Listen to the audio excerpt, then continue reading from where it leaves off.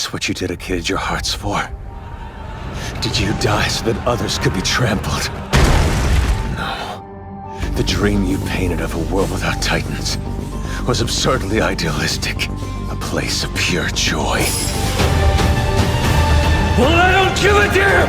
I'm still not gonna let you pass! Attack on Titan Season 4, Part 1, 2, 3, because it took 4 years to finish this show! So, Attack on Titan. You know, this is an anime that, first season, awesome premise, like, great. And then as the show goes along, you're realizing, oh, this isn't it. The show completely changes. And then you're like, what the hell am I watching? What happened? So the fourth season, which, you know, I'm gonna get into this because this is my biggest negative of the show. I mean, there's a lot of negatives with the finale of this show, but the first negative is, you know how movies split themselves into 2 parts? Yeah. Let's do that for a series for 3 years! What? Like, that's what pissed me off about the show to begin with, because I was like, okay, part 1, it's over. Okay, we're getting drawn along, but hey, we'll get part 2 in next year. So then the show will be up. I'm like, okay, show's almost over. Part 2, here we go, and then bam, 1 more year. Like, yep, this is gonna be a 3-parter. I'm like, so that pissed me off.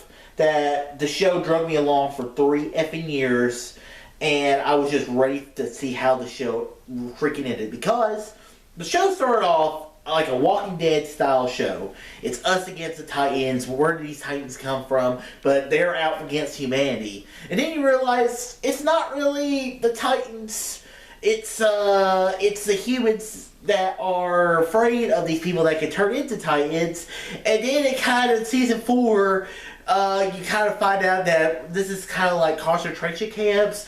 The people that can turn into Titans are kind of treated like the Jews there in before World War II. Titans are kind of considered like nuclear weapons. And then when the show ends, and then they turn a character who I've always considered pretty much a psychopath in the entire show. Let's not get that away from it.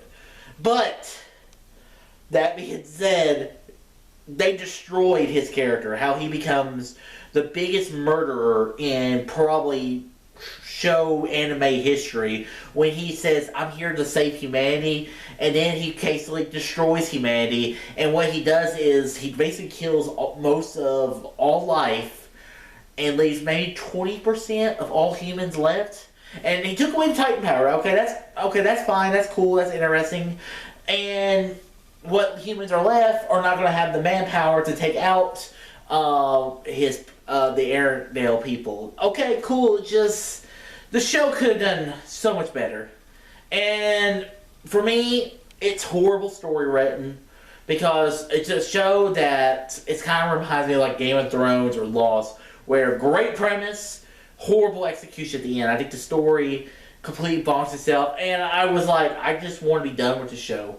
That's when I saw the first part of season 4. I was like, I've made this far, I gotta finish it. And then it keep dragging me along. That's why this show, I had to finish it. But oh my gosh, it's just man, man.